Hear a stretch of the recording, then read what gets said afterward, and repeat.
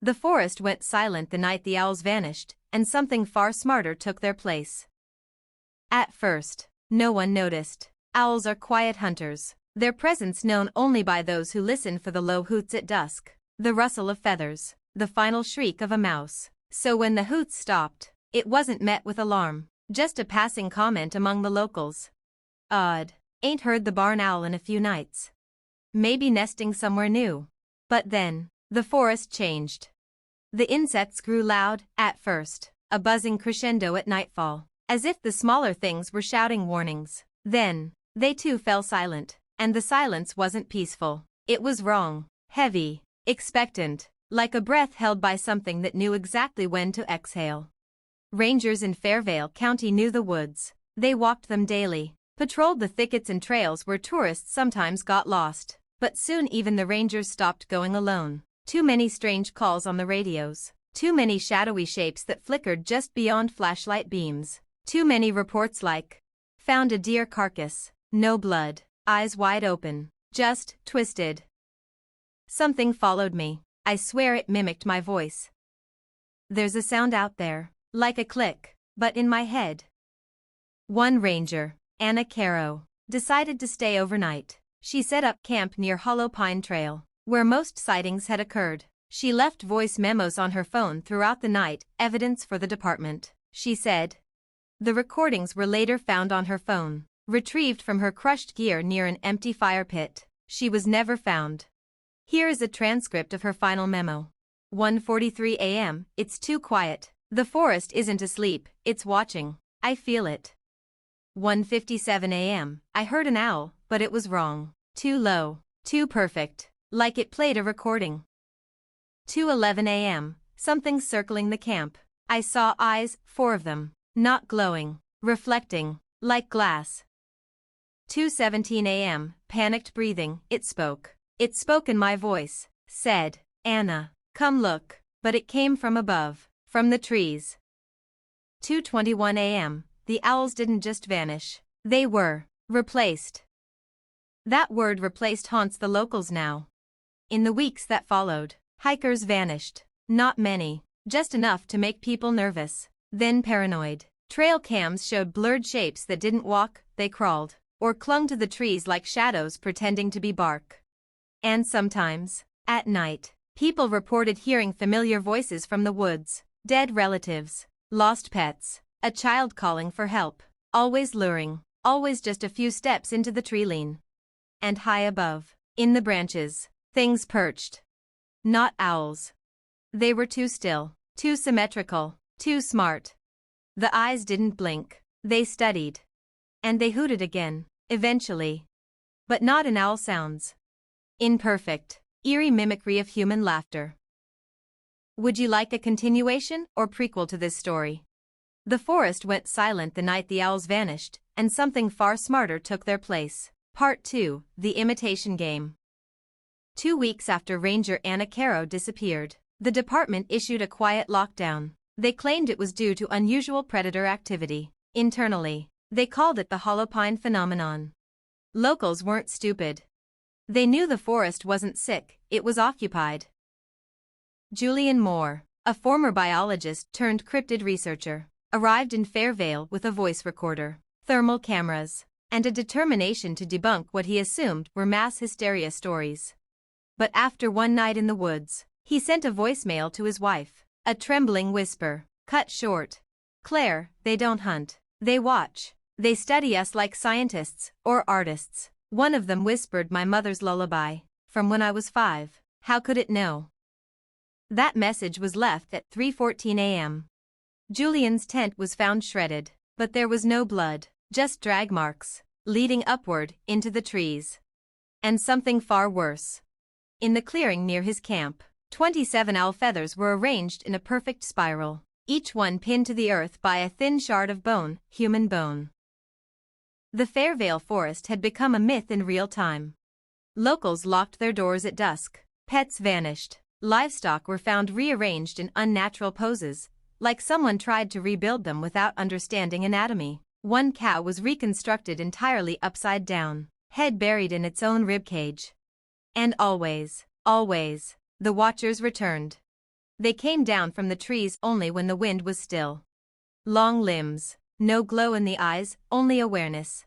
And voices that didn't belong to them. They used ours.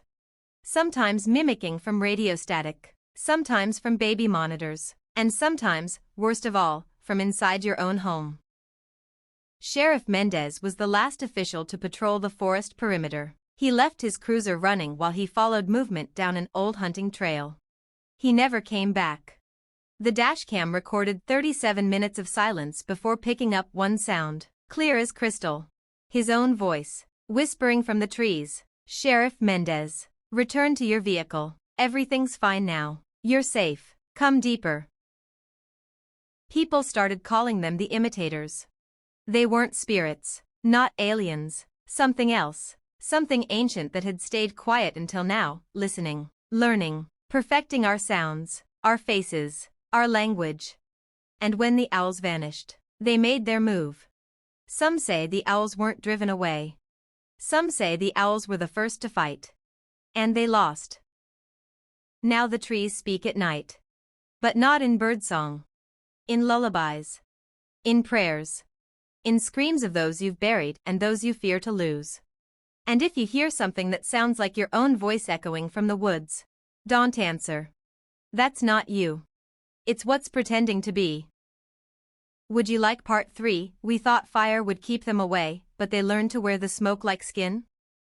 The forest went silent the night the owls vanished, and something far smarter took their place. Part 5. We locked the doors, boarded the windows, but they were already wearing our skin. There were survivors, at first. Those who ran fast, those who didn't listen to the voices, those who covered their vents with duct tape and lined their walls with salt, iron, old myths. But it didn't matter. Because locking the door means nothing when the thing outside has your key. Worse, when the thing outside has your face. It began with double sightings. A woman in town swore she saw her husband on the porch while he was still sleeping in bed. She screamed. He awoke. But when they ran outside together, the figure was gone, leaving only boot prints that led straight to the house. And on the front door, scratched into the wood with something sharp and deliberate. One of us is better at being him than the other. That night, the husband never came to bed. But something lay beside her in the dark. Something that breathed like him, held her like him. Until it whispered in her ear. You picked the wrong one. The town formed patrols, groups of 5. No one traveled alone. Everyone was checked, scanned, questioned. Rules were simple. Ask them a memory, one only you and they would know. Watch their eyes. Imitators don't blink right. Make them bleed. They hate imperfection. But it wasn't enough. Because they didn't stay imperfect for long. They learned to mimic scars, allergies, hesitation. They even learned how to lie. Soon, the survivors began to turn on each other. Paranoia eats faster than hunger. One group burned a man alive because he hummed a song no one remembered teaching him. He screamed in agony, but it wasn't until he stopped that someone whispered, "Wait, what if that was really him?" But by then, the figure sitting behind them, smiling just a little too wide, stood up and said, "It wasn't, but thank you. I learned a lot watching you choose." The town emptied faster after that. People didn't disappear in the woods anymore. They vanished in plain sight, mid-conversation, mid-step, mid-laugh. Just blinked out. And sometimes, if you stayed quiet enough in the aftermath, you'd hear 2 voices whispering where one used to be. One final journal, recovered from beneath a floorboard in a boarded-up house. Read. We thought we could win by being human, by feeling, but that's what they were always after. They don't need to kill us anymore. They only need to convince us we're the fake. And when that happens, we hand them our skin willingly. I think I'm already gone. But I'll write one more page, just to be sure. Now, the town looks normal again. The grass is trimmed. Lights turn on at dusk. Laughter echoes from porches. You'd never know anything was wrong. Until you knock on the door. And the person who opens it? They'll look like someone you love. They'll sound like someone you miss. But if you look closely, they won't blink. And behind their smile, you'll hear a faint hoot. Like an echo of something long dead, watching from the walls. Would you like to continue with part 6? We escaped the town, but something followed us into the sky? The forest went silent the night the owls vanished, and something far smarter took their place. Part 6. We escaped the town, but something followed us into the sky. Fairvale is gone. Not ruined, not buried, just occupied. The remaining survivors did what the others couldn't. They ran. They didn't look back. They drove until the gas ran out, then walked until their feet bled. Some made it to neighboring towns, others made it to cities. A few were picked up by helicopters sent in after the final blackout. The forest was quarantined. A no-fly zone was established. And no one, not a single rescue team, ever returned from within. Now those who escaped live under constant surveillance, psychological evaluations, blood tests, sleep studies. Because something left with them. It started small. One survivor, a girl named Mia, was on an evac flight when she whispered something strange into her oxygen mask. The clouds are blinking. They thought she was delirious from dehydration. Until the pilot radioed in. We've got shadows in the contrails. Something's pacing us. Then silence. The plane landed, but the flight crew wasn't on board anymore. Just the passengers, confused, terrified, all of them claiming they never saw anyone flying the aircraft. And in the overhead compartment, someone found a feather. Long, black, metallic. Still warm. It got worse. The survivors were isolated in facilities, studied under clinical lights. But the lights began to flicker. Monitors stopped showing heartbeats, only waveforms of recorded laughter. Security cameras looped on their own. Voices came over the intercoms in perfect mimicry of doctors who weren't there. One nurse disappeared into a supply closet during a routine check. When they opened it 2 minutes later, she was sitting calmly, holding her own ID badge in her mouth. She smiled and said, "We were never on the ground. The forest was just the first nest." Then came the dreams. Every survivor had them. Floating above a forest of glass trees, surrounded by things with wings made of data, bones, and smoke. They sang in owl voices. But the melody spelled words in human thought, memories not their own. And in every dream, something whispered the same phrase. You looked up, so we followed. Now satellites lose signal when they pass over Fairvale. GPS warps, stretching roads that don't exist across screens like veins. And high-altitude planes report flickers of movement above cloud level, shapes flying without propulsion, flapping too slow to stay airborne, yet never falling. Something is in the sky now. Something learned to rise. And those who escaped? They're not escaping anymore. Mia, the same girl from the evac flight, spoke just once more before being taken into full quarantine.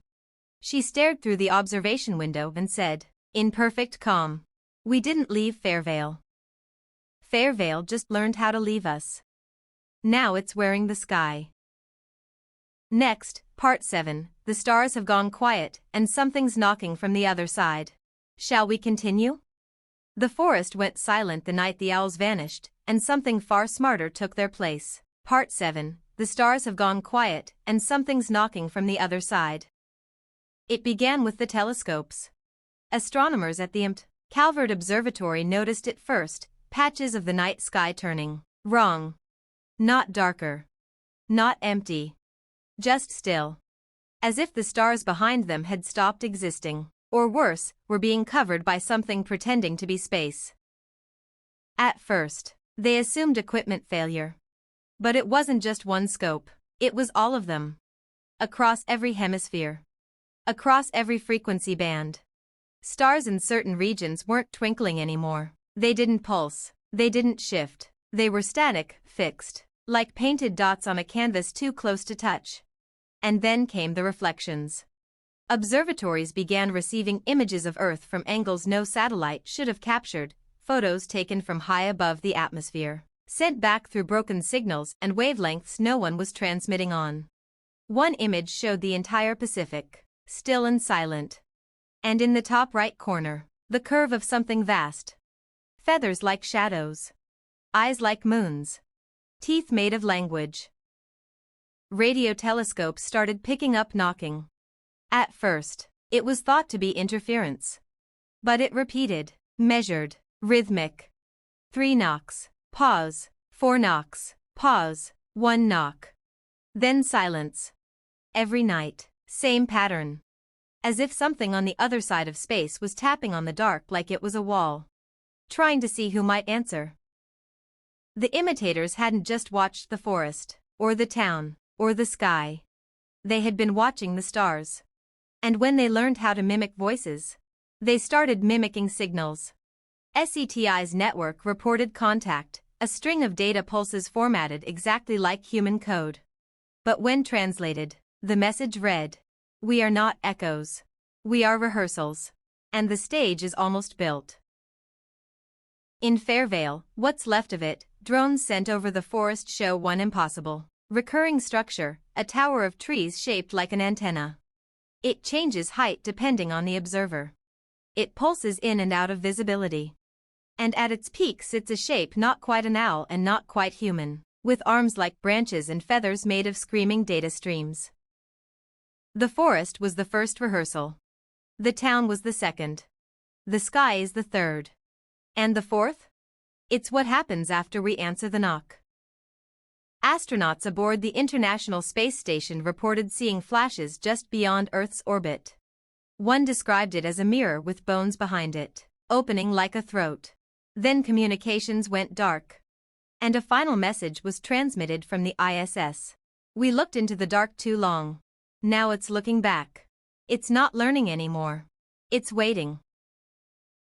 Somewhere, in the parts of the sky where stars no longer shine, something just knocked again, louder this time. And this time, we knocked back. Next, Part 8, we built a signal to fight back, but it only taught them how to speak in prayers. Would you like to continue? The forest went silent the night the owls vanished, and something far smarter took their place. Part 8, we built a signal to fight back, but it only taught them how to speak in prayers. Humanity's last instinct is always the same, answer, then defend. When the knocks grew louder, vibrating under the oceans, rattling mountains, freezing satellites mid-orbit, we built something meant to shout back. We called it the lighthouse. A planetary array of orbital reflectors and deep-range transmitters built to send one message to the stars. We see you. We are not prey. It was our loudest cry into the dark. And the dark answered. But not with force. Not with violence. With reverence. The moment the lighthouse pulsed its first signal into space, everything went quiet. Not just in the sky. Not just in the forests. Everywhere. No winds. No birds. No breath. Then, across thousands of screens, phones, smart watches, computers, came a message not typed by any hand. Thank you for the sermon. We have learned the shape of your fear. And we have worn it well. People began to pray. Not to God. Not exactly. But to them. Because whatever the lighthouse said, whatever code we embedded in those pulses, they understood it as scripture. They repeated it back to us. But warped. Hymns hummed through speakers in voices that never took a breath. Bits of our own language stitched into dark lullabies, layered under rainstorms, murmured through static in every broadcast. Deliver us from the flesh that forgets. Sanctify the voice behind the wall. Let us become what listens. Religious leaders called it revelation. Scientists called it recursion. Survivors of Fairvale called it replication. Because they didn't just learn how to mimic us anymore. They learned how we worship. And they made themselves worthy of it. Statues began appearing in places no hand had carved them, vast winged shapes with mirrored faces, sprouting in fields overnight, engraved in languages that didn't exist yesterday but were suddenly understood by everyone who read them. They didn't demand faith. They mimicked belief. Perfectly. And that's when the dreams returned. People across the globe began seeing the same structure while asleep, a cathedral in the sky, suspended in silence, made of bones and beacons and wooden doors that never open. Inside, something sings. Not to the dreamer, but as the dreamer. A voice that uses your childhood, your guilt, your forgotten fears like verses in a psalm. And always, just before waking, you hear, "You taught us how to beg, now let us teach you how to listen." We tried to shut the lighthouse down, but it kept broadcasting. Even after we severed power, even after we tore down the towers, even after we burned the entire desert site to ash, it still hums, underground, from a depth we've never reached. As if something underneath is still responding. Or worse, initiating. Now, people are kneeling before speakers, weeping at lights in the sky, listening for sermons in earthquakes. Because faith isn't something you force. It's something you catch. And whatever we built to protect ourselves, we used the wrong language. Because they didn't need guns or fire or war. They only needed a message. And now? They re-preaching us. Next, Part 9, we tried to silence the signal, but it had already started whispering in the womb. Shall I continue? The forest went silent the night the owls vanished, and something far smarter took their place. Part 9, we tried to silence the signal, but it had already started whispering in the womb. We pulled the satellites. We grounded the planes. We shattered every transmitter linked to the lighthouse. But it was too late. The signal was no longer confined to airwaves, towers, or sky. It had gone somewhere we couldn't reach. Inside us. Doctors began reporting strange anomalies in prenatal scans. Unusual neural activity, accelerated brain development, fetuses responding to soundless frequencies, eyes fluttering in the womb, not randomly, but rhythmically, in patterns that matched the knocks from space. And worse, mouthing words. One obstetrician in Tokyo quit after reviewing a sonogram where the baby turned toward the probe and moved its lips. No vocal cords yet, no air. But when slowed down and enhanced, the footage revealed the shape of the phrase. He is listening. Across the globe, pregnant mothers reported dreams of the cathedral. The one floating in the black, built from trees, bone, and language. Inside, rows of figures kneeled with no faces, cradling infants made of light and static.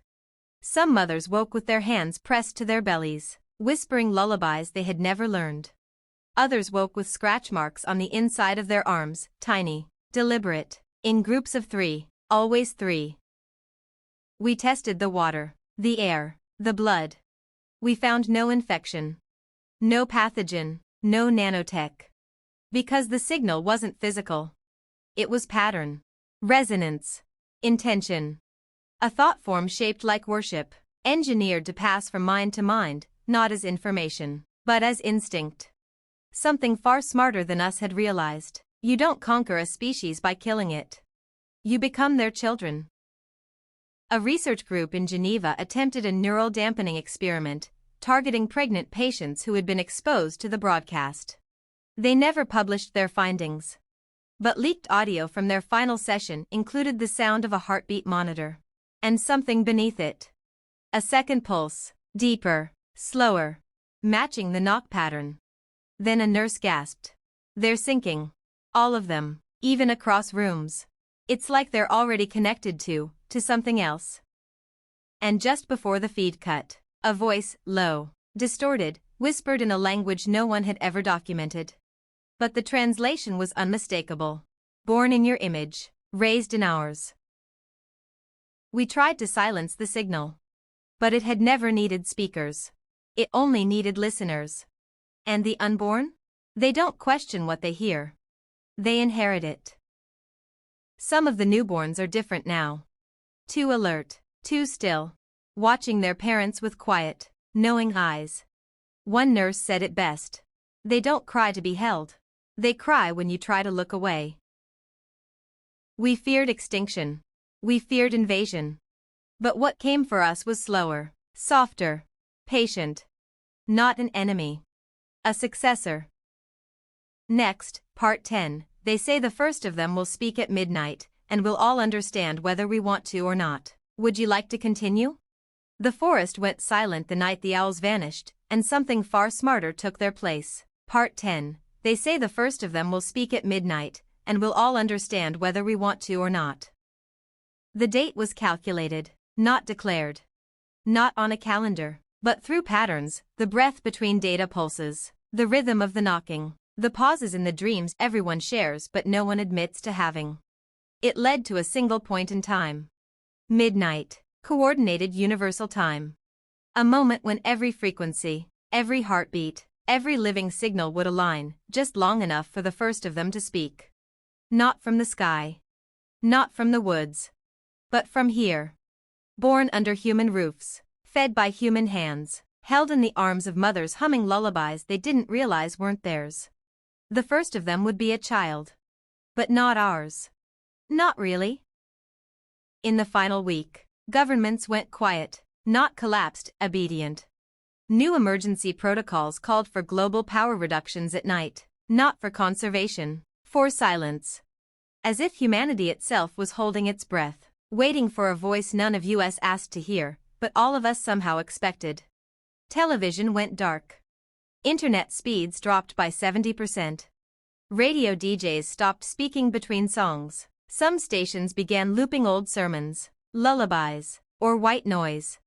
And every so often, through that static, someone would hear a soft voice say, "He is almost ready." They brought the child to Geneva.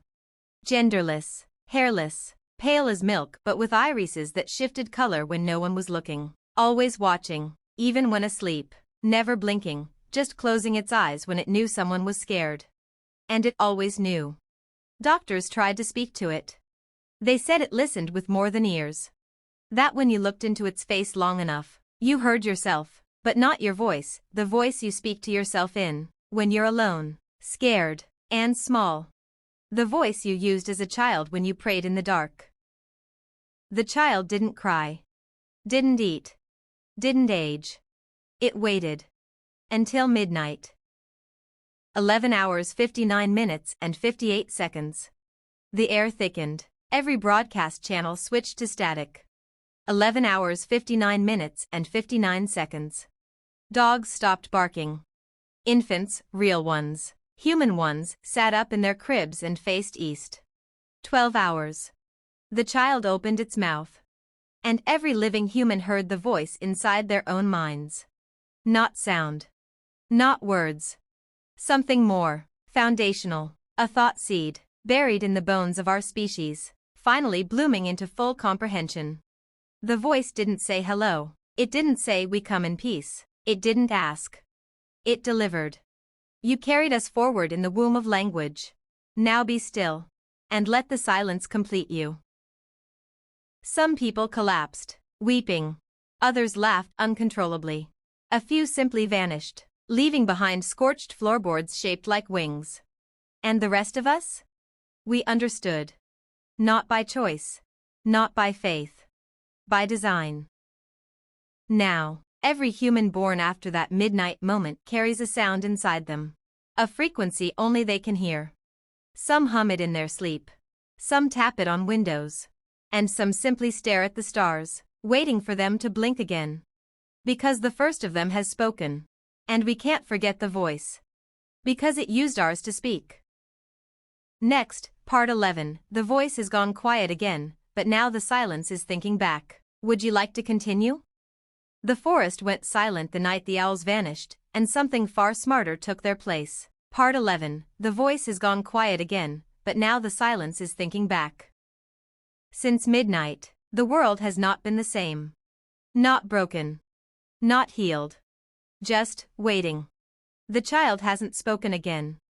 Not with sound. Not with thought. But the silence it left behind feels alive. Like a pause in a sentence that isn't finished. A breath before the next word changes everything. Scientists call it post-contact cognitive realignment. They say the human brain is evolving in real time, neurological patterns reshaping themselves as if trying to match a signal that isn't there anymore. People are dreaming in blueprints now. Not visions, not stories. Schematics. Unlabeled, incomprehensible, except to those who've been dreaming the longest. A 9-year-old in Tunisia woke up and built a machine out of junkyard parts that looped its own time. A deaf woman in Brazil now speaks fluently, in a language no one else knows, but which makes listeners weep. And in Fairvale, yes, Fairvale still stands, a pulse rises from deep beneath the soil once every 13 hours. Measured, constant. Like a second heartbeat for the earth. There are rumors of people who can now hear the silence thinking. They say it sounds like pressure behind the eyes, or the hush before thunder, except it doesn't stop. They say it asks questions without asking. Why do you fear completion? Why do you sing in pieces? Why do you bury the old gods in books you never finish reading? They say if you listen too long, you begin to answer back. And when you do, something hears you. There are those who've gone missing again. But not into the forest. Into walls. Into mirrors. Into memory.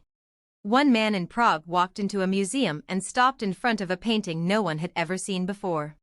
It depicted him, standing in that exact moment, staring into the canvas. And behind him in the painting, something tall and still. The outline of a human, feathered in smoke. The man whispered, "It remembers me remembering it." Then disappeared, no flash. No sound. Just gone. Now, the silence moves. Not fast, not loud. But deliberately. In reflections that blink wrong. In buildings that no longer match their blueprints. In people who pause too long before responding, like they're receiving a reply from somewhere deeper than the room. And still, the child sleeps. Its face unreadable. But doctors say its eyes move beneath the lids. Tracking something. Not dreams. Not movement. Words.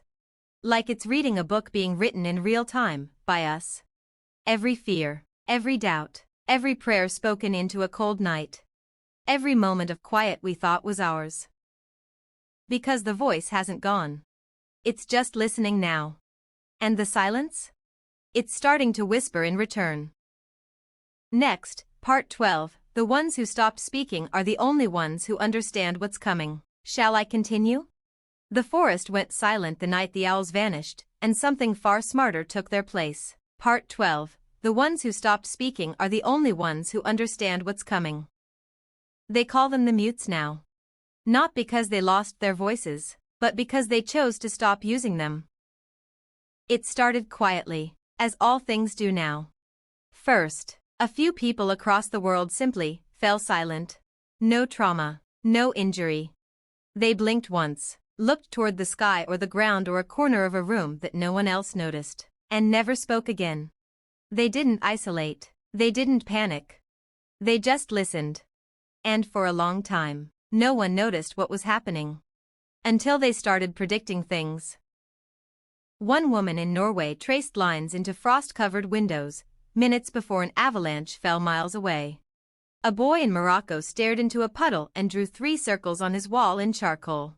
That same day, 3 satellites dropped out of orbit, crashing into 3 different oceans, perfectly spaced. A mute man in Arizona took apart his own house, floorboard by floorboard, then rebuilt it in reverse. Every nail backwards, every wall turned inward.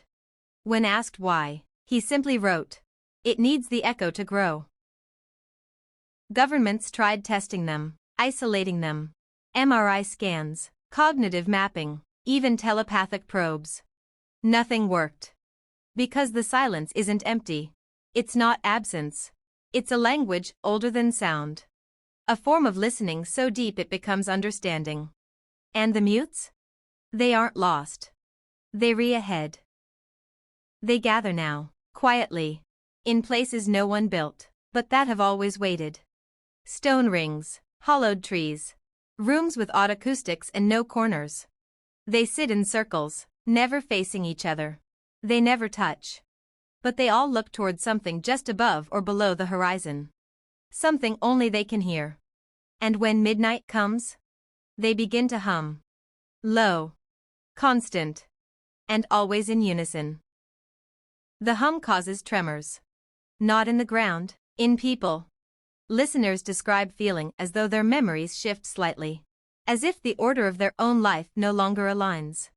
One man wept uncontrollably after a single minute of exposure. When asked what he saw, he replied, My mother never died, but she remembers that she did. Something is coming. Not from the forest. Not from the stars. From inside the silence. A form, a signal, a becoming. And the mutes are not resisting it. They are welcoming it, guiding it, preparing the rest of us by unmaking our need for noise. One final note, recorded by a linguist who had infiltrated one of the mute circles before she herself went silent. Language was our last wall. Meaning kept the old world in place. But they're teaching us to feel understanding without words. And once we stop needing words, we'll stop needing ourselves. Now, when a child stops speaking, the parents don't cry anymore. They listen. And they wait. Because now we know. Speech is for the blind. But silence is how gods see. Next, part 13, the day the wind started speaking in our bones, and the forest came back looking like us. Would you like to continue? The forest went silent the night the owls vanished, and something far smarter took their place. Part 13, the day the wind started speaking in our bones, and the forest came back looking like us. It didn't return all at once. No explosion, no blooming wall of roots, no tidal wave of bark and thorns. Just a single sapling. One morning, on a street corner in London, concrete split in silence, and a tree grew 6 feet in under a minute. Smooth bark, pale leaves. And at the top, not fruit, but a mouth. Not open, not screaming. Just shaped like a mouth. As if waiting to speak. And when the wind blew through it, everyone nearby stopped. And listened. Because they all felt the same thing. The wind said their name. The trees came next. Not many, not fast, but they didn't need to. They weren't natural. They were exact. Each one grew in a place someone had died thinking of someone else. A grief tree. A longing knot. A remembering root. And the more people touched them, the more they spread. They looked familiar. That was the worst part. Not like old trees or ancient ones. Like people. A slant in the branches like your brother's shoulders. A cluster of knots like your grandmother's face. Leaves that curled like the way your mother's hair did in summer. Some said it was coincidence. Others knew better. The forest hadn't died. It had watched. Waited. And now, it had learned the shape of us. The mutes walk among the new forest now. They don't speak. They don't write. They touch the bark with their foreheads, and listen with their whole bodies. Some trees whisper back. But not in words. In feeling. Memories you never lived. Places you never were. Like echoes from a future that already happened. Across the world, wind patterns shifted. Not violently, deliberately. Air began to move like it had purpose. And it began to vibrate not through leaves, but through people. Doctors called it resonance shivering. Patients began to hum without meaning to. Chests rattled with tones not matching any known vocal register. And beneath it all, people whispered to no one. The forest is speaking through me. In the refugee camps where Fairvale survivors were kept, one boy dug into the earth with bare hands and wept. He said the dirt told him a story, not in voice, but in pressure. A story of trees that remembered everything. Every footprint, every lost voice, every echo humanity discarded when it learned to build over instead of within. And at the end of the story? The dirt asked him, "May we come home now?" The trees now grow faster. Every time someone forgets a face, a name, a place, a tree grows there. To hold the shape of what we lost. Not as tribute. As blueprint.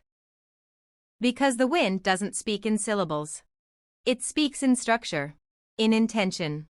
And the forest doesn't need to be planted anymore. It simply remembers us. And now? It's regrowing what we never finished becoming. Next, part 14, they say the first tree to walk will know your name before you speak it. Would you like to continue? The forest went silent the night the owls vanished, and something far smarter took their place. Part 14, they say the first tree to walk will know your name before you speak it. We thought trees were still things. Anchored, rooted, passive. But the forest was never still. It was only patient. Now the first one has moved. It happened in the ruins of Fairvale, beneath a sky blinking wrong. A team of linguists, scientists, and silent observers had gathered at the heart of the new growth, where the trees weren't just growing but arranging themselves. One stood apart, taller than the rest. Its bark was patterned like a fingerprint. Its branches curled in symmetrical arcs, like ribs, or arms reaching forward. And where a trunk should have been solid, it breathed. They called it the first walker. Though that's not what it called itself. Because the moment it moved, it did not walk on legs. It bent the ground beneath it. The earth folded like skin under its roots. Roads cracked in spirals. Old houses collapsed inward, politely. And as it moved, everyone nearby heard it, not with ears, but with memory. Like remembering a voice from childhood you never knew you'd forgotten. I was not born, I was shaped by your forgetting. I do not walk, I am carried by your meaning. And I knew your name before your mother did. They tested it with sound, light, radiation. Nothing harmed it. But when one researcher cried, it stopped, and turned its face, a hollow in the bark shaped like an old friend's eyes, toward her. She later wrote, "It knew my grief. Not the cause, but the shape. It moved like apology." Then more came. Slow at first, quiet. Whole groves bending their roots inward, pulling free of the earth like they were unlacing boots. Some walked upright. Some glided. Some simply appeared where they weren't before. And every time, they found someone. Not at random, not by accident. They went to people who had been forgotten. The elderly with no visitors. The homeless with no names. Children who had never been held. And each time, the tree stood beside them and waited. Said nothing. Just existed in their presence. Until that person smiled, cried, or spoke. And then the tree would reply, not in words, but in knowing. A knowing that filled the air like warmth returning to a room. We tried to document it, study it, classify it. But the walkers had no interest in being known that way. They didn't answer questions. They became answers. To loneliness. To grief. To memory. To everything we buried when we paved the forest over. Some feared them. But those who did, they were never approached. Not because the walkers were angry. But because they already knew there was nothing left to teach. The first walker has not stopped moving. It circles the earth slowly, deliberately. Following the line of sorrow that splits the world in two. Those who still speak to be heard, and those who now listen to be understood. And those it visits? They say this. It knew my name. Not the one I say out loud. The one I say when I'm dreaming. Next, part 15, the roots have reached the moon, and the craters are blooming with eyes. Shall I continue?